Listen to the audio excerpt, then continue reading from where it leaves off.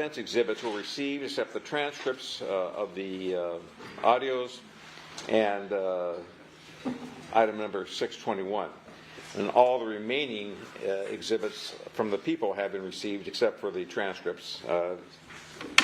And they're available to you if you ask for them, but they're not receiving the evidence. So all sides have rested.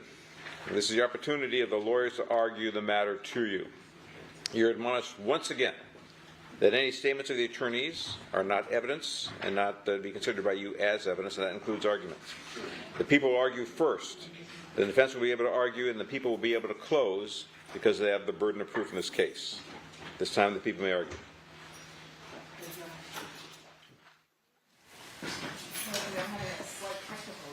Of course.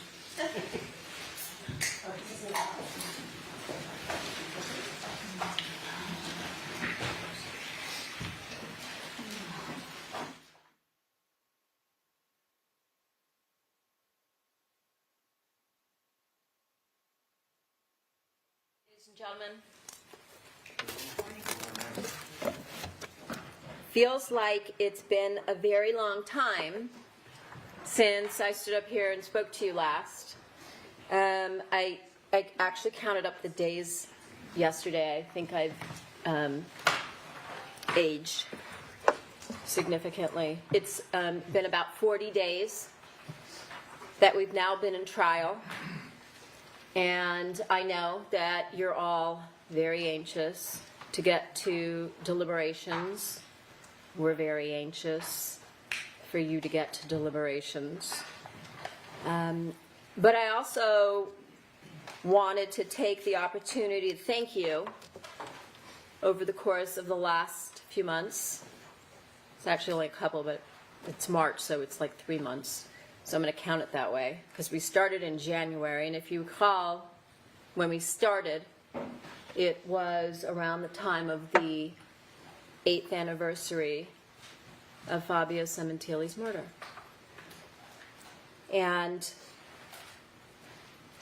we've come far since that date when we started an opening statement, and if you recall, I told you from the beginning that the evidence in this case is enormous. And in my opening statement, I laid out what I expected the people's case to look like. Throughout the last several weeks, we've then presented exactly what I told you we were going to present. And in addition to that, we presented much more. And I know that you might have surmised by now that I tend to be very thorough and detailed. And so I hope that you'll bear with me in my closing arguments, because I will likely be just as detailed and thorough.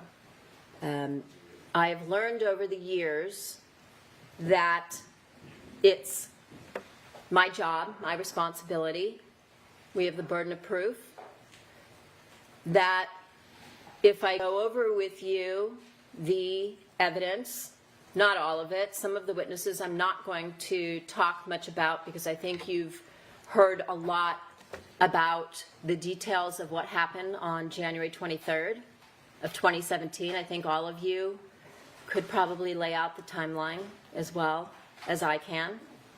But I'm going to highlight some of the pieces of evidence, some of the witnesses that were significant in this case. I'm also going to try and break down the law that Judge Cohen's going to give to you at some point, maybe tomorrow, and try to explain to you how the law and the evidence fit together, how the evidence proves the crimes charged, as well as the 2 special circumstance allegations in this case.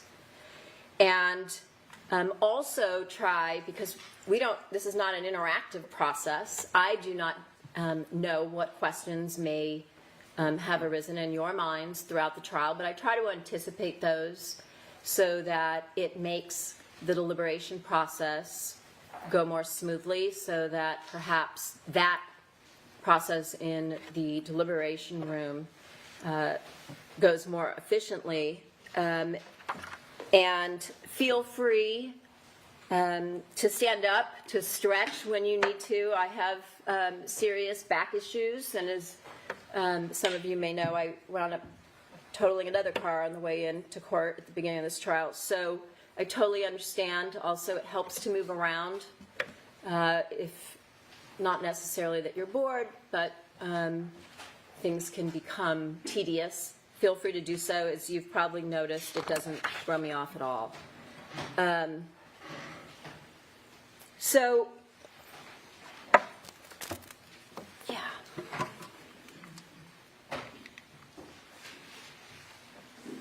As I told you at the beginning of this case, during opening statement, that this would be a case about betrayal. It's a case about greed. It's a case about lust.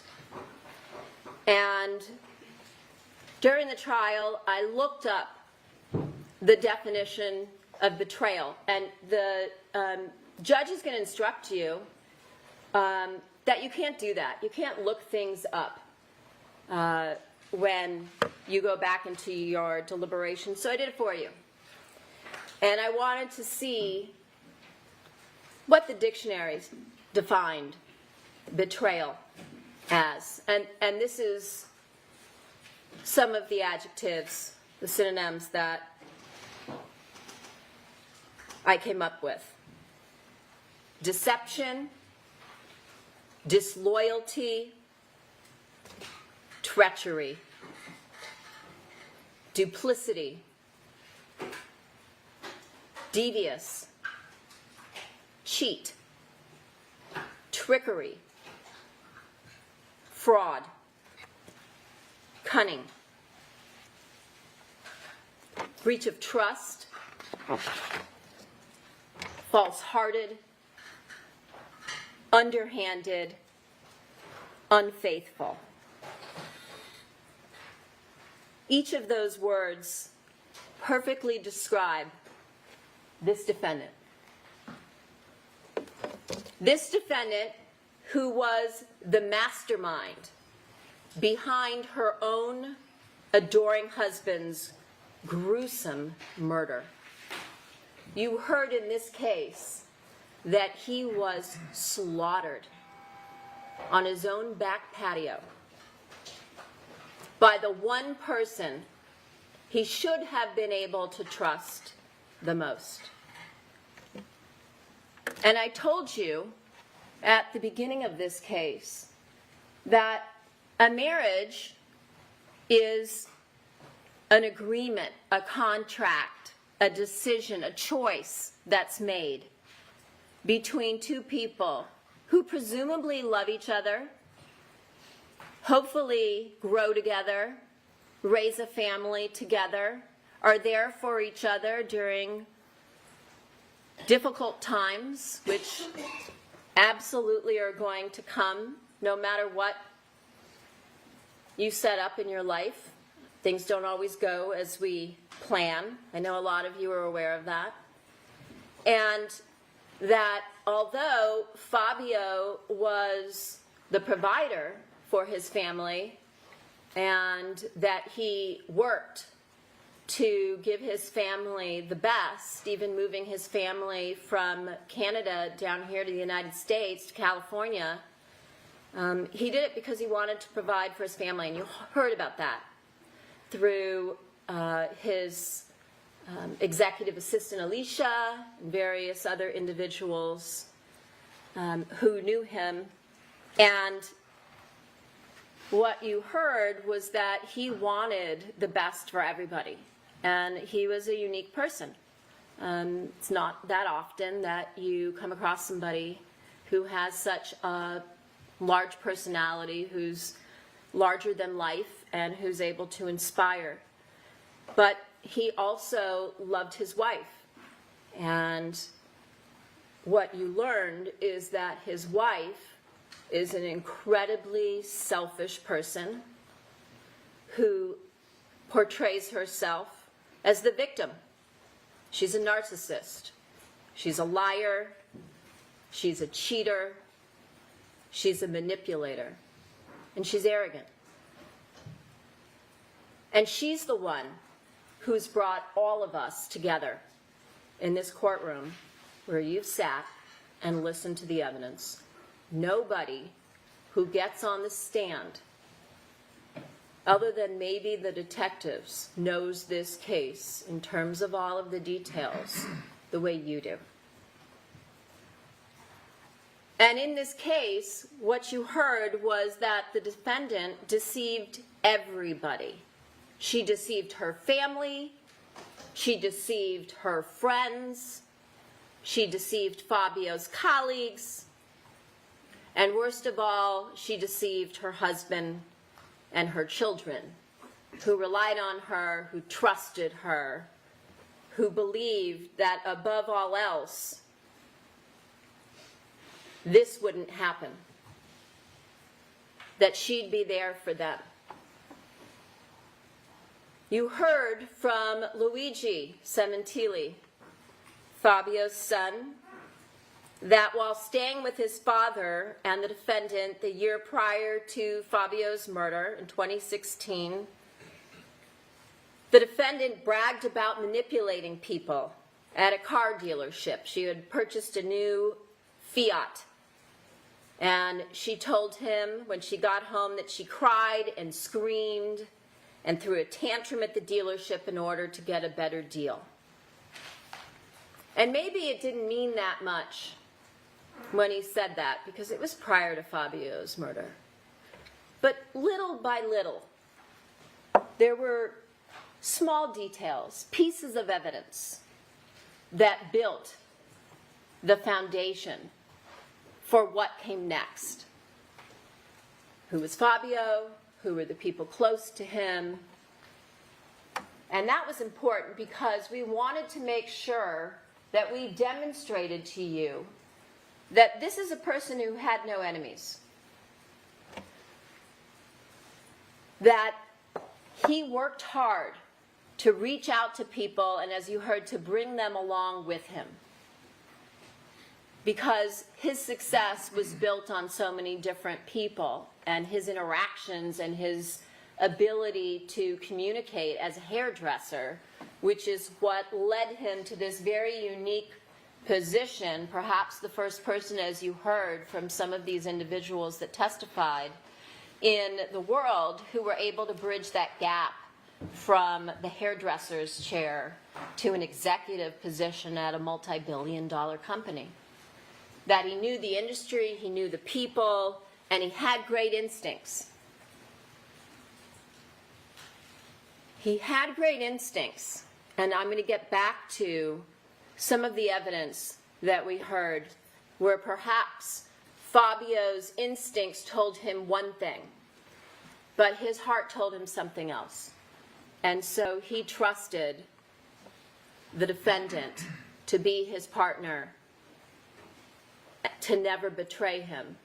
And she took advantage of that. She took advantage of the fact that she knew he was that type of person. And of course, you then saw that same type of behavior, that manipulation, at another car dealership after the fact, which is so much more horrific and offensive when you use your husband's murder to get a deal. And in addition to that, I want you to also keep in mind the reckless disregard this defendant demonstrated for her own children's lives. And I want you to ask yourselves, what do you think? What do you think would have happened had Isabella arrived home just 5 minutes before and found Robert Baker in the house? You think Fabio would have allowed a witness who knew him, who knew he had just murdered somebody, to survive? Somebody who wasn't completely loyal to him, like we know Austin was, who would just blindly follow. You think he would have let her live to testify against him? Maybe. Maybe not.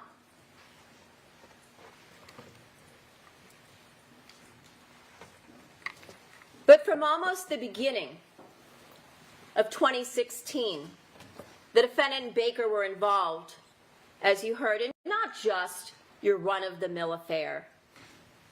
When the defense told you at the beginning of this case, the only thing we have evidence of is an affair, that wasn't true. This was an obsessive, all-consuming love affair, where these individuals, these two depraved people, the defendant and Robert Baker, believed they had found their soulmates in each other. And you know what? I think they did. They wanted to be together. They planned a future together. And that included traveling, as you heard, and living together. The problem was that in order to get that future, to live that life that they so desperately wanted, they had to get rid of Fabio. And I don't care what the defense gets up and says. Divorce wasn't going to get them what they wanted. Her family never would have accepted her divorcing somebody like Fabio, who over the years they grew to love, like a son, like the son they never had, who took care of them, who stayed with them when he traveled, who treated them like his parents, because you heard from Morella Sementilli that Fabio's father died when he was very young. And he loved them. And they came to love him. But there's no way on God's green earth that these people were going to accept someone like Robert Baker, a registered sex offender, an ex-porno actor, a habitual liar, a convicted felon, someone who had no money and no prospects to be their next son-in-law. That wasn't going to happen. And the defendant, as you saw throughout numerous witnesses, is someone who needed people to feel sorry for her, because she's always portrayed herself as the victim. She needed people to want to help her. And what did you see in this case? Weeks and weeks of witnesses testifying who fell all over themselves to help her children. And she needed to get her hands on some money, because we know she was unemployed. She did not have any job prospects other than perhaps, as somebody mentioned, maybe going to work for Baker. She did not take Ernie up on his job offer to work in one of the warehouses and run one of his businesses. And she certainly wasn't going to wait, as you heard from that divorce lawyer who broke one of the cardinal rules of confidentiality when you're a lawyer. You don't get up on the stand and talk about all your clients and all the divorces. Yes, Your Honor, this is irrelevant and impeding the integrity of the witness. It is overruled. He did that. He'll own that. She needed to get her money, her hands on money fast, not over the course, as he told you, of perhaps a decade, which was completely speculative, and as Ms. Ebersbacher told you, was completely speculative, hence why she couldn't include an exact number in her chart. I think you understood that. But she needed money so that she and Baker could fund their new life together. And certainly with him out of the way, instead of getting half of the house, she gets the whole house. Instead of maybe a half of his stock options, she gets all of the stock options.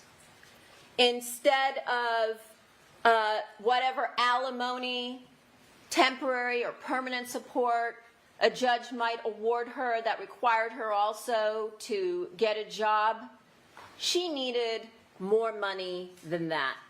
Keep in mind, and I know this goes without saying, but it was something that maybe got lost in the mix of all of the arguments about things that really didn't matter.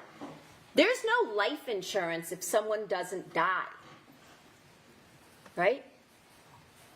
And how much does she get? If she divorces, there's no life insurance. But in this case, once he dies, she knows she's the main beneficiary on Fabio's policy. And you saw, and we'll talk about the percentages and all of that, but in each case, she got the largest piece of the pot, and the children split the difference. We also heard about her planning for the future through various witnesses that she and Baker told about their plans for the future, such as Sheila Salahian and her husband Ricardo Cabrera. And you saw some of the photos of their evenings out and their trip to Las Vegas. Or Ron and Michelle Ray. And we'll talk about, again, in more detail, the plans that they discussed with them. And you heard an enormous amount of evidence about the fact that the defendant and Robert Baker acted in concert. They acted together as a team in order to bring about the object of the conspiracy to murder Fabio Sementilli. That object of the conspiracy, the death, the end of Fabio Sementilli's life. And you might believe that the defendant loved her children, and that may be true in her own narcissistic way, but she certainly loved Robert Baker more. And she couldn't wait to start her new life with him. And you heard about that as Detective Gable testified about how important the post-murder behavior is. And we'll talk about that this morning as well. But what you heard, even through one of the defendant's closest friends, a woman who claimed that she was also close to Fabio Sementilli, Miss Obad, every time Fabio turned his back, the defendant was on her way out the door to meet up with Baker. And you heard in cross-examination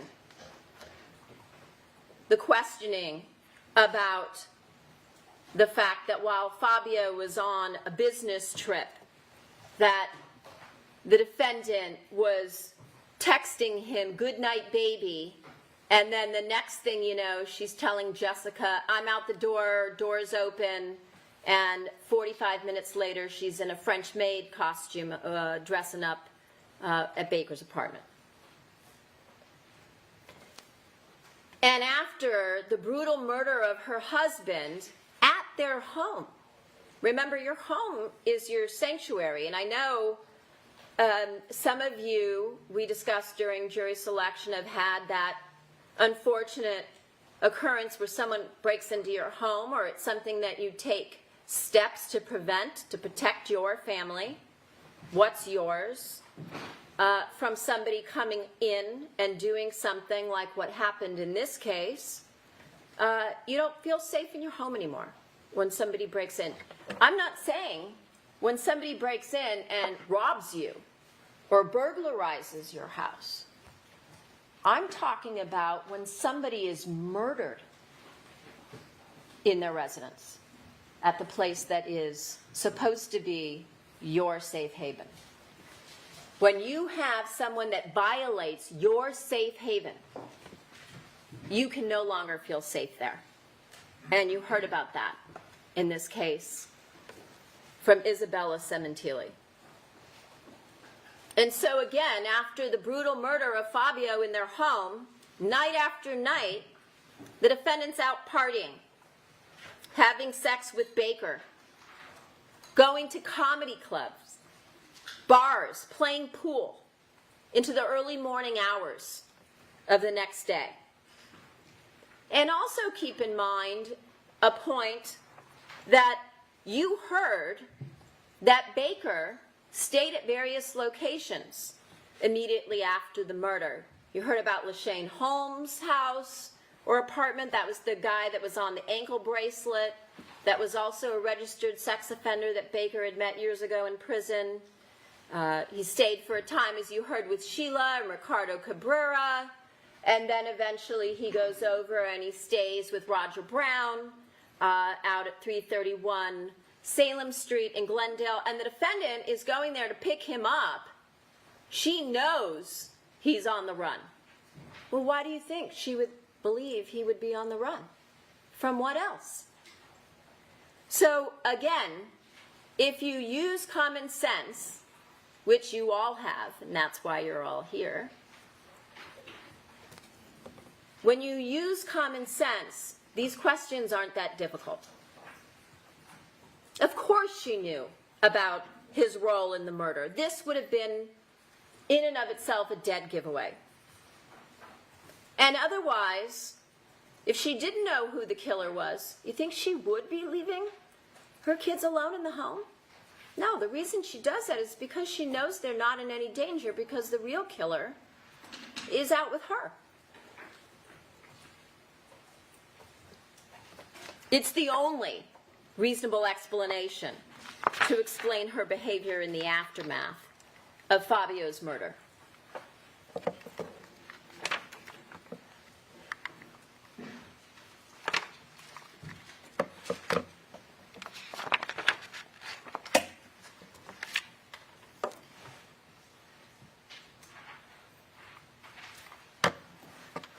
Anna, the defendant's sister, testified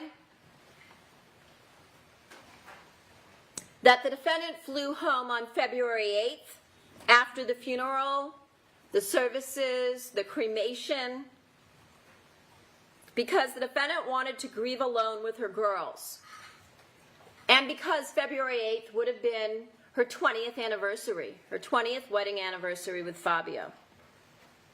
However, what you heard was that as soon as she got home, the defendant went out with Baker that night. That's how much she cared about the fact that she had spent almost 20 years living with Fabio Sementilli. And Bella, a young girl who was obviously terrified about being left alone in the home where she found her father dead, is texting the defendant that she's afraid, that she's in distress. Even Sally Schoen. Do you remember Sally Schoen? She was the executive from Wella who told you that Fabio was her successor at the company, that she ran North America for a period of time, then left it to Fabio, and she went over to Switzerland to run global for Wella and then Cody. And what did she say? She's a grown woman.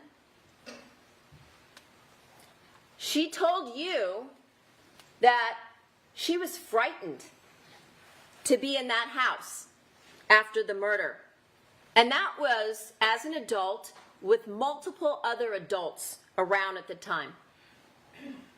And Jessica, regardless of how much she wanted to convince you that she was fine with her mother always being out after her father's murder, was also just a young girl. And what kind of mother brainwashes her children to get up on the stand and testify to what an amazing mother? Objection, Your Honor, that's argumentative. It is? It's argument. It's overruled. Attacking the children? I'm sorry, counsel. I've ruled. What kind of mother brainwashes her children to testify to what a great mother she is, when we all know there's a mountain of evidence that proves otherwise? And make no mistake, Miss Stagel and I, we're not here because she's a horrible mother. We're not here because she's a horrible person. We're not here because she's a cheater or a liar or any of the other words that you could use. We're here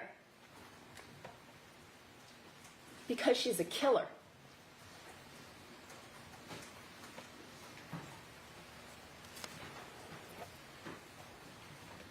And what kind of parent? What kind of parent completely destroys her entire family? I mean, literally throwing away happiness with both hands and a shovel. What kind of parent destroys the lives of her family, of her children, for somebody like Robert Baker?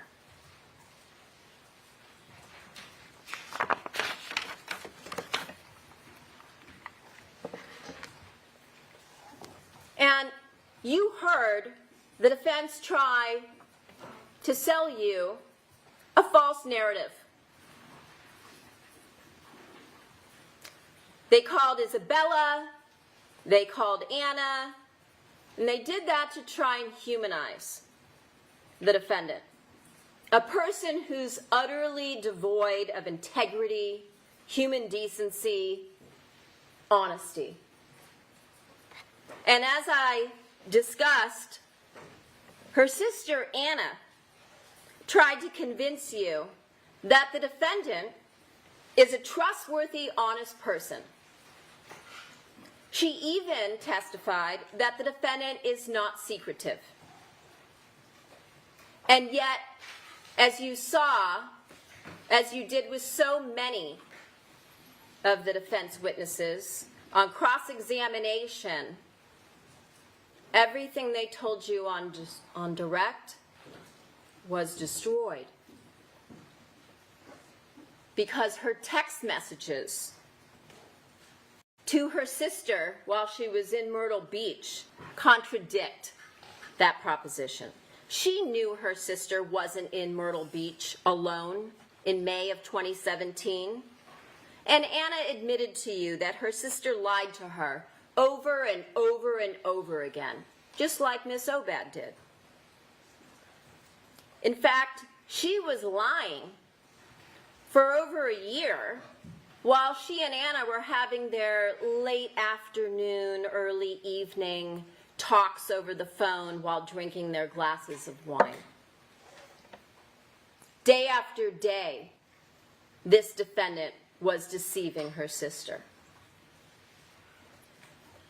Some of these witnesses were brought in to serve a particular role, and that was to tell you how great the defendant's marriage was with Fabio and how devastated she was by Fabio's murder. And remember when Anna testified how she had to take the defendant home early from Fabio's funeral service because she could barely function, because she was so mentally drained? You knew something bad was coming then, right? And that story totally failed, because she was then confronted with pictures we didn't show you, we described, but we didn't show you them, of her sister in their parents' home during the funeral services that took place throughout the first week of February of 2017. Pictures of the defendant that she took of herself, where she posed naked. Pictures of herself masturbating. I think that's the first time I've said that word in court in 30 years, while wearing her wedding ring. And a picture is worth 1,000 words, but I don't think we need 1,000 words of the picture in this case. I think you got the picture. And maybe Anna really doesn't even know her sister. Either that, or she's not particularly perceptive, or she was untruthful with you. You can choose. Or maybe the defendant is just that good at deceiving and conning people so that they see what it is she wants them to see. And you heard about that over and over and over again. Because as you heard, and as I told you in opening statement, this defendant deceived so many people. And damn right they were angry because they felt betrayed after everything they had done. And yet they were attacked for that. That's called human nature. So many good people gave her the benefit of the doubt, would have given her the shirt off their backs because of their love for Fabio.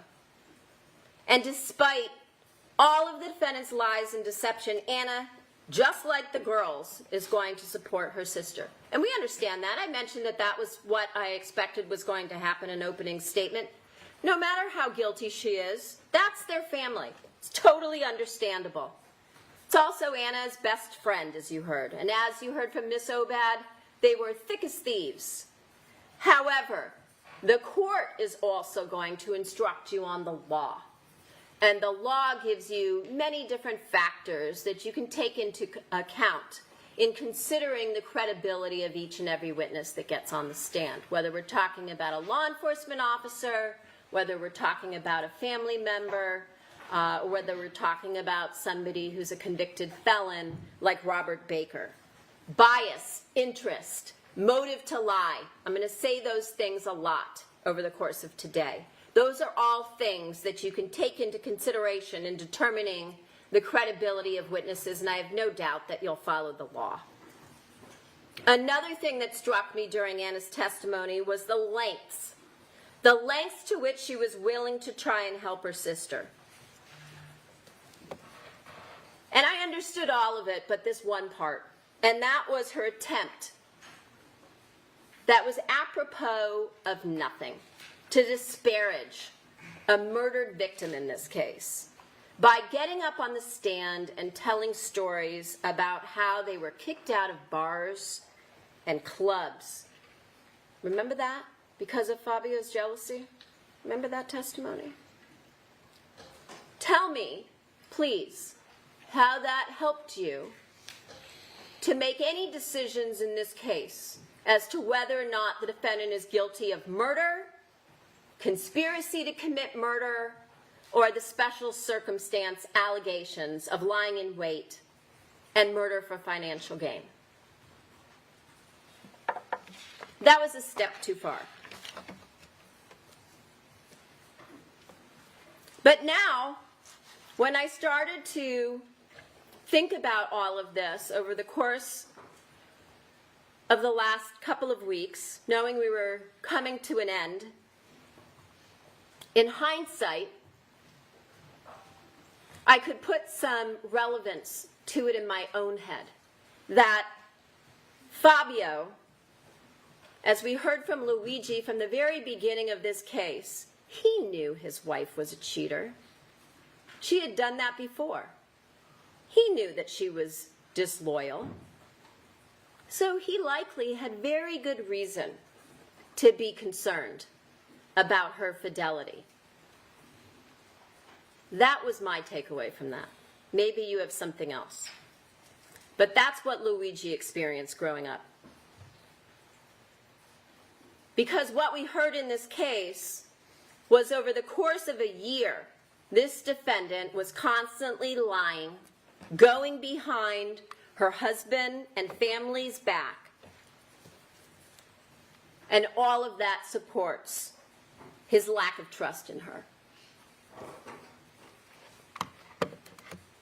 You were told the defendant and Fabio had a great marriage, that they were so happy together, that they were best friends, that the defendant loved her husband, and that even though she had been sleeping with Baker for a year, she had no reason, remember that in opening? No reason to want her marriage to end.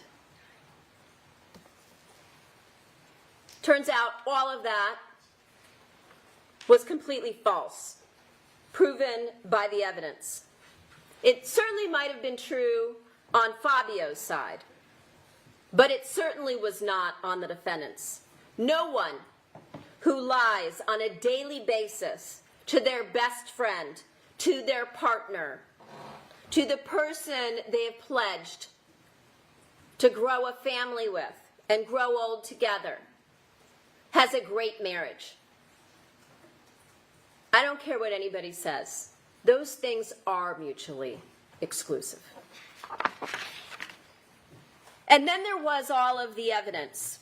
Because as you heard, and at the beginning you might have been wondering where we were going with this, you heard from Matt Nurse. And so now, like I said, I'm going to put pieces of evidence, little pieces of evidence into context for you. You heard from Matt Nurse, as well as from Baker, that the defendant told them she was unhappy in her marriage. So what they told you was false. And Austin knew from Baker, what was his phrase?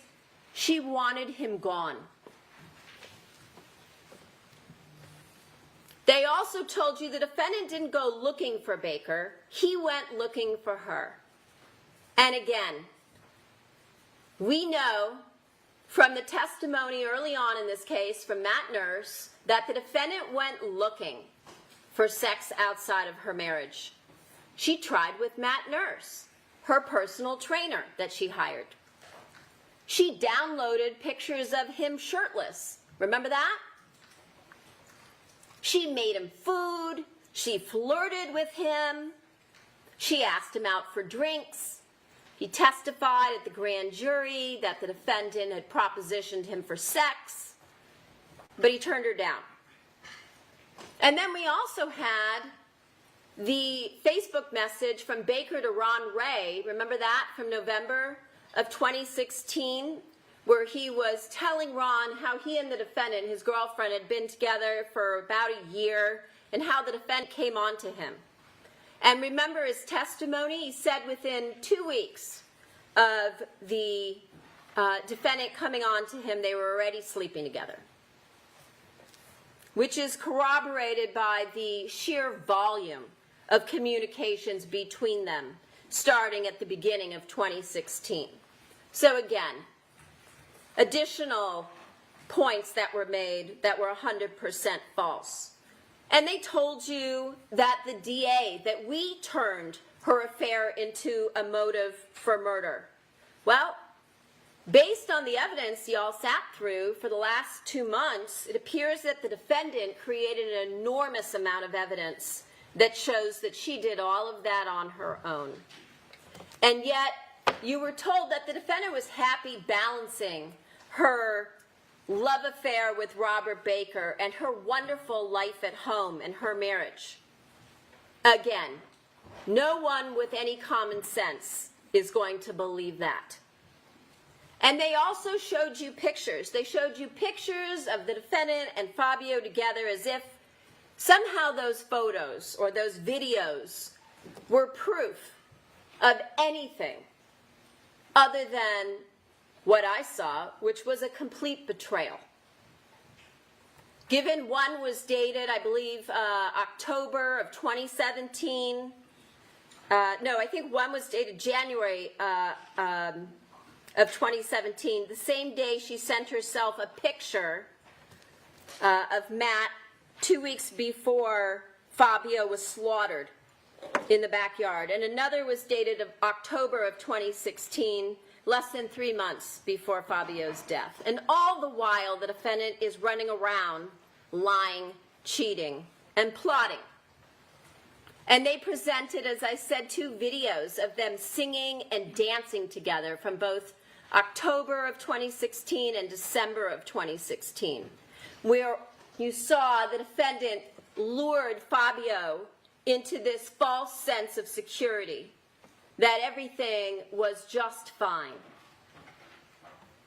But what their daughter saw and what Fabio wanted to see, none of that was actually real when you start stripping back the layers, because we heard that the defendant told numerous people how she was unhappy in her marriage and that she was planning on getting out of it.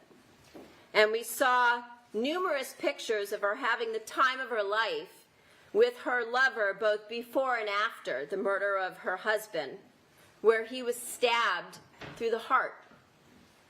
And make no mistake, that was intentional as well.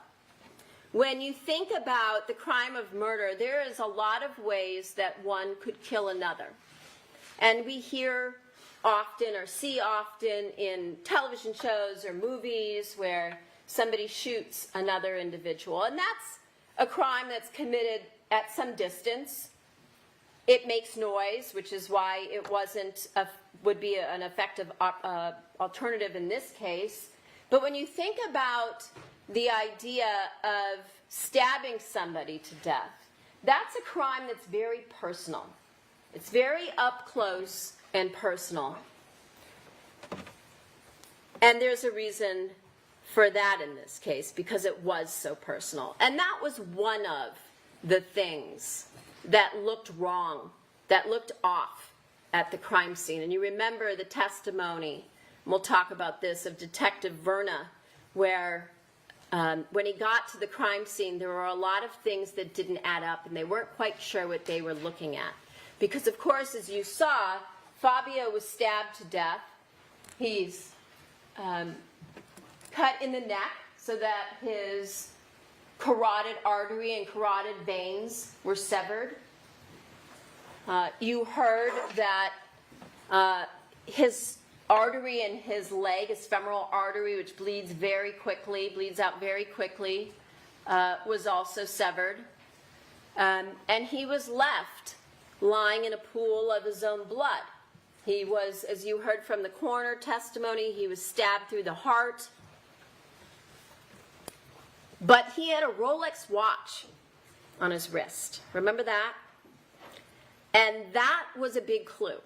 Because that, as you know, if you're talking about somebody who goes to a home to commit a crime like, let's say, a burglary, especially during the day when you would expect the owners would be out at work, you're going to commit that crime and you're going to try and do so without confronting the homeowners, right?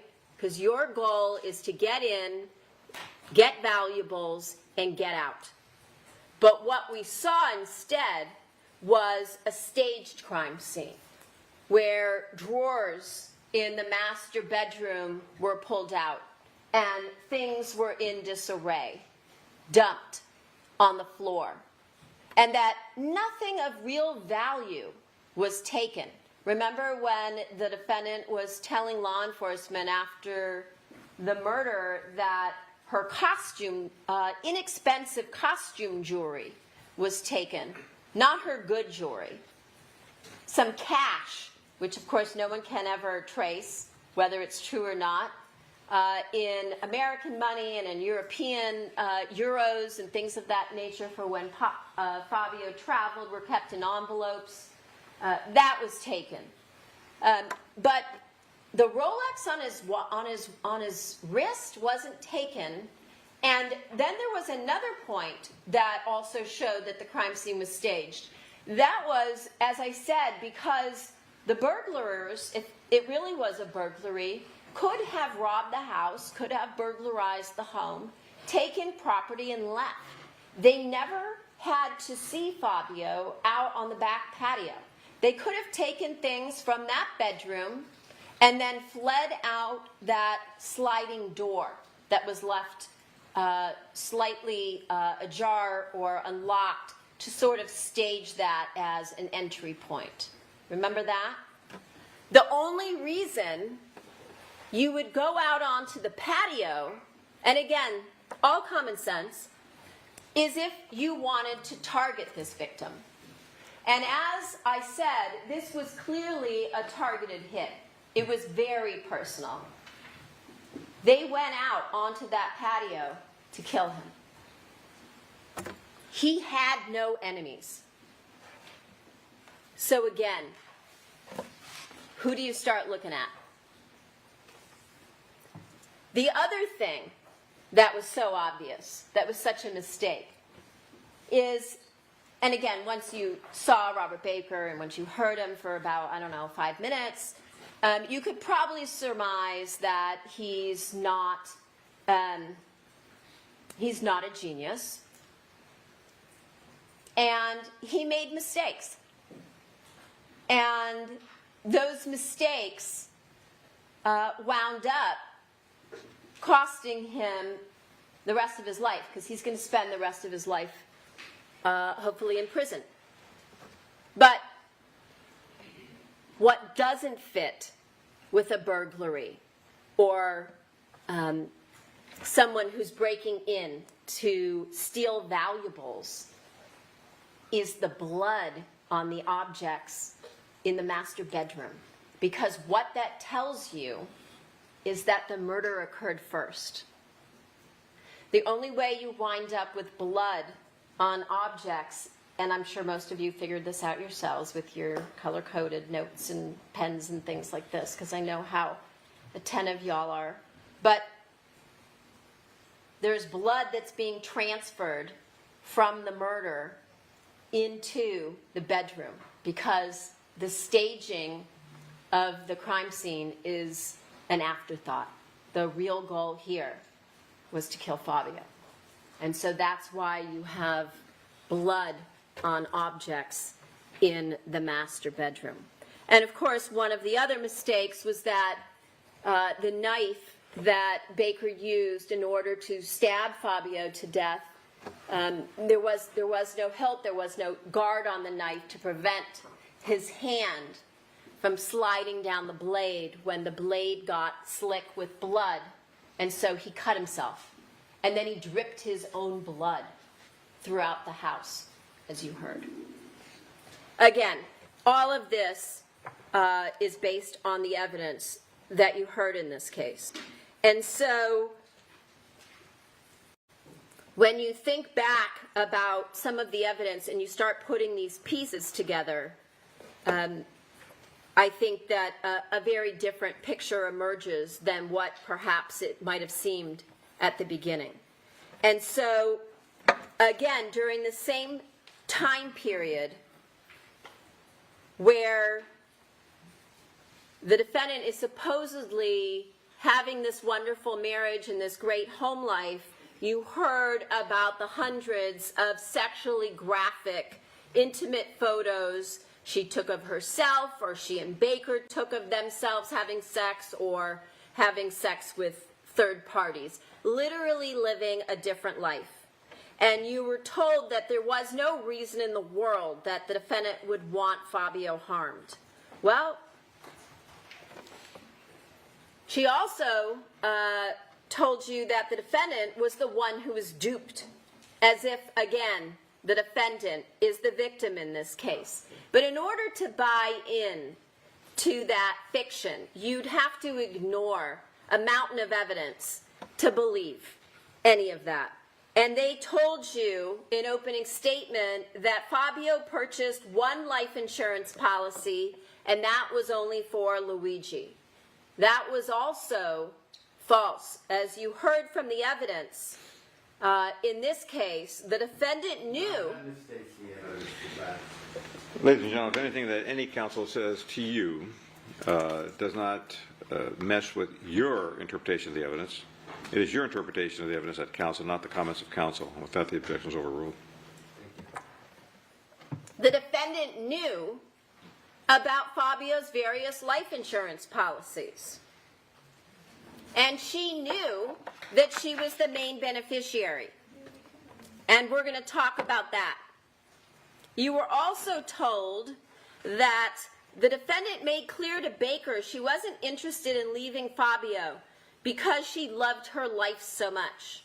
Well, what you saw was on November, I believe it was November 3rd of 2016, the defendant wrote Mrs. Baker on Baker's bedroom mirror. The same day, as you recall, Baker messaged his friend Mr. Spence that he and the defendant would be living together within 3 months. Well, if you count out from 3 months, from November 3rd, that takes you to right after the murder, the beginning of February.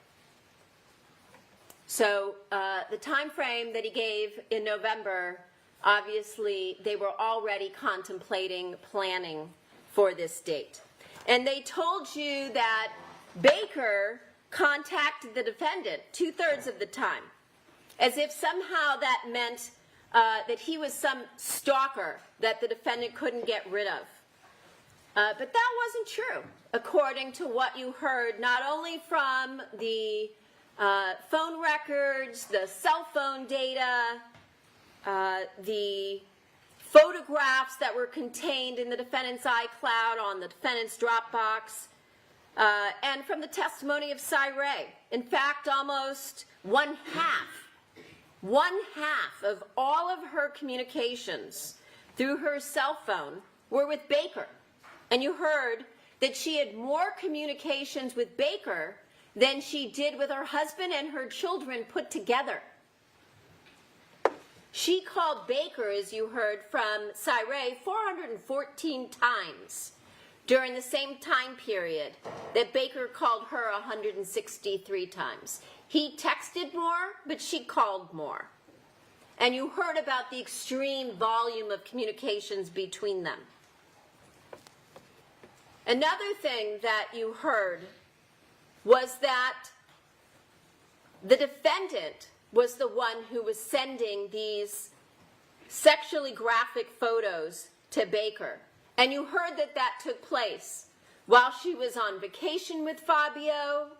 I think there was a testimony about her being on vacation in Cabo San Lucas, while they were in Hawaii together, while she was with her family in Toronto on vacation, from her home, pictures where she was lying on the living room couch, naked, and of course also while they were in Toronto for Fabio's funeral services. You heard zero evidence that she was forced to do anything, that these were things she engaged in of her own free will, choices that she made.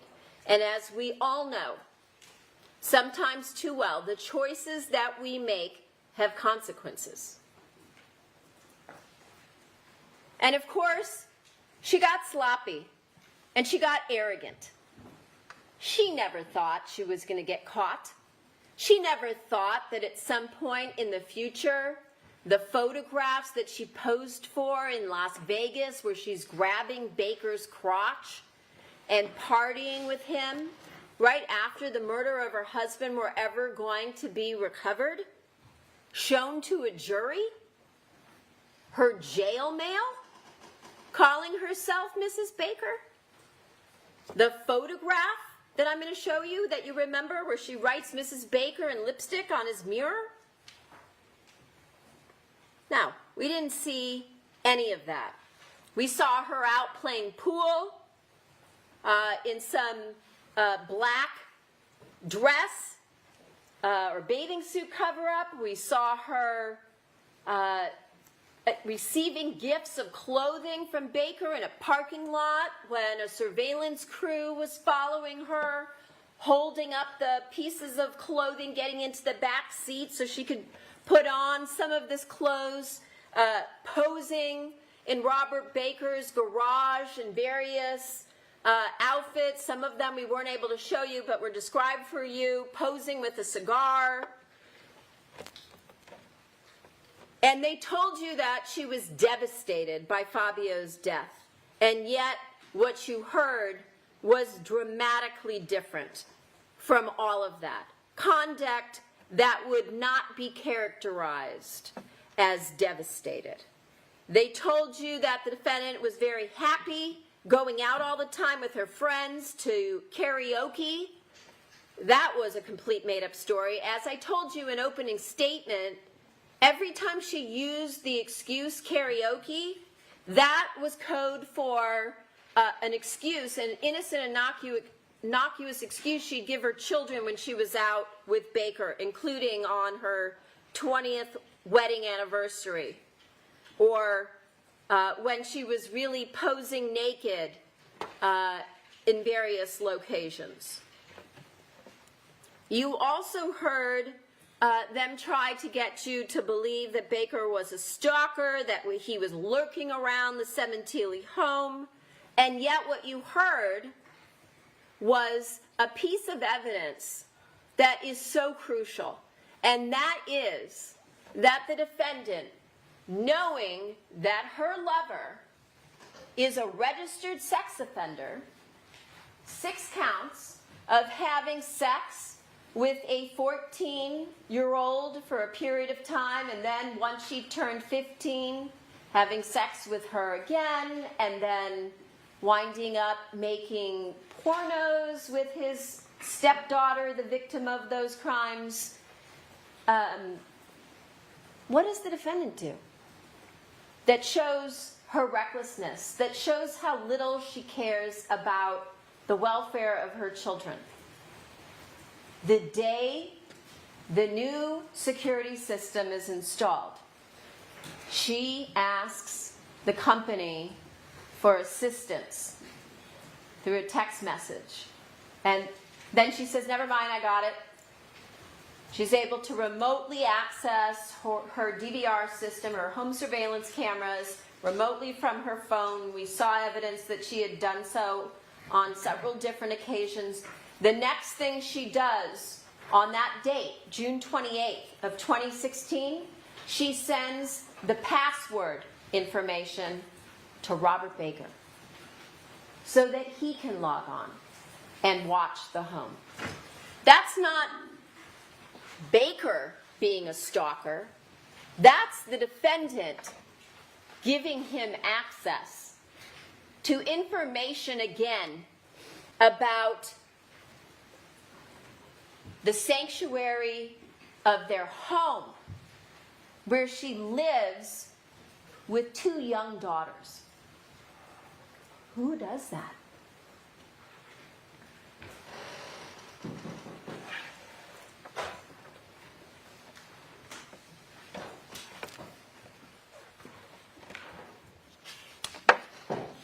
The only thing that you heard during this case that the defense pointed out to you was that there was an occasion where Jessica got a flat tire on a freeway or a road, and she and her sister Isabella testified they don't know whether their mother called Baker to help or not, because Jessica had Baker's cell phone number, as you recall, in her phone, because they thought he was a close family friend after the murder and that he helped them and was at the house all the time, that he came to help her out with her tire. And of course, she came into court to give you the party line that the defendant, that Baker was weird, and that they thought there was something strange by how much he was around after the murder, although they never bothered to say that to law enforcement during the half-dozen times, or maybe a couple less, that they ever were interviewed, and that Baker was so nice to her and to them. That's when they started having a problem with Baker, after their mother was arrested together with Robert Baker, and they learned for the first time that their mother had been lying to them for a year. The other story I believe that they brought up, again, which proved nothing, was that at some point Isabella went to, I think it was a Denny's, and she was seated next to a table where Baker was already seated, which means Baker was there before her. So again, all of that was revisionist history. This is one of the videos that was shown to you. But this is how Fabio ended his life at this house that he loved so much. Remember, Sam Pulera talked about they loved this house, and one of the reasons loved it, it was Queen Victoria, which reminded them of their country that they were from Canada. And here you see in the photograph on the left, the Rolex on his left wrist. So again, when I tell you that what she did to Fabio was the ultimate betrayal, I am not overstating that.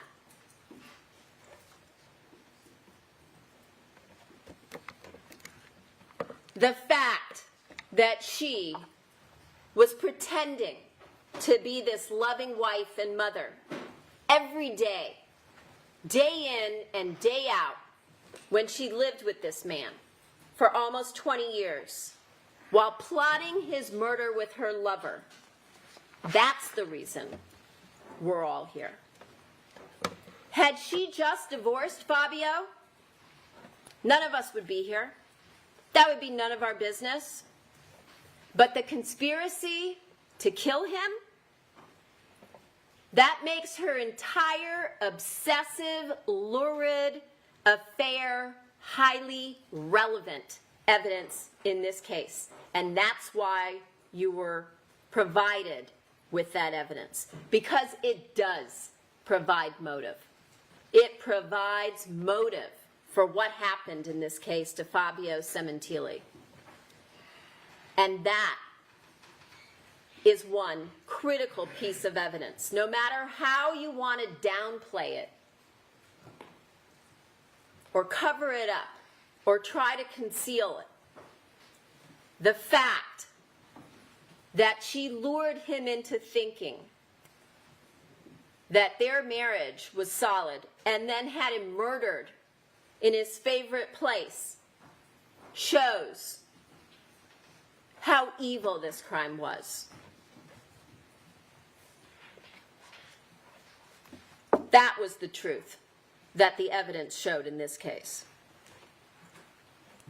And so, as I mentioned, there are layers and layers of evidence that we've provided to you that this defendant, as I said in my opening statement, was living a double life that she grew tired of, that she wanted more. She wanted to be able to live her life with the person, as you heard from her own mouth say, with the person she believed was her soulmate. I want to finish that. I was just going to take a break. Sure. Let me interrupt counsel. We'll take our morning recess for 15 minutes. The admonition applies. See you back here in 15 minutes.